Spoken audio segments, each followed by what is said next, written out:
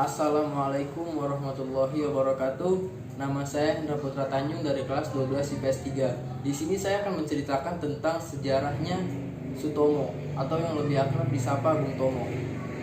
Nah, saya akan menceritakan tentang biografinya, kedua yaitu prestasinya dan sumbangsinya untuk Republik Indonesia, dan yang ketiga yaitu apa yang dapat kita simak dan apa yang dapat kita jadikan motivasi dari seorang tokoh Sutomo. Nah, Sutomo lahir di Surabaya, Jawa Timur 3 Oktober 1920. Meninggal di Padang Arafah, Arab Saudi 7 Oktober 1981.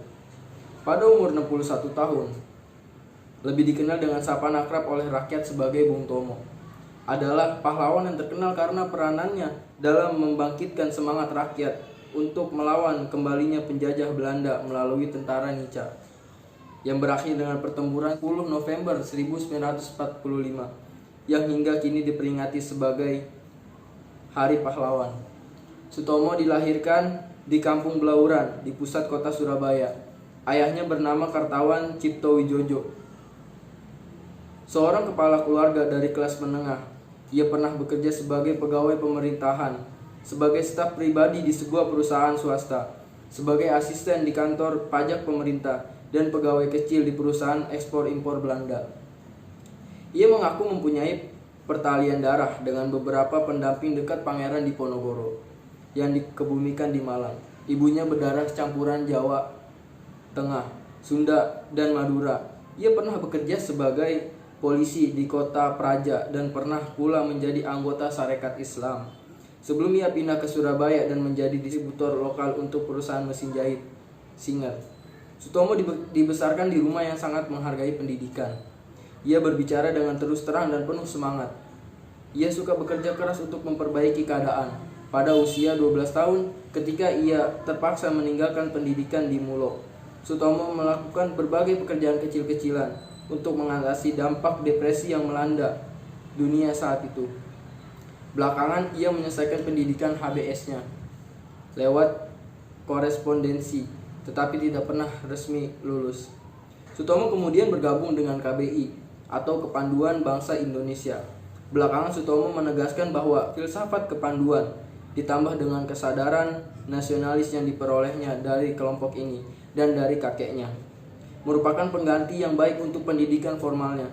Pada usia 17 tahun, ia menjadi terkenal ketika berhasil menjadi orang kedua di Hindia Belanda yang mencapai peringkat Pandu Garuda.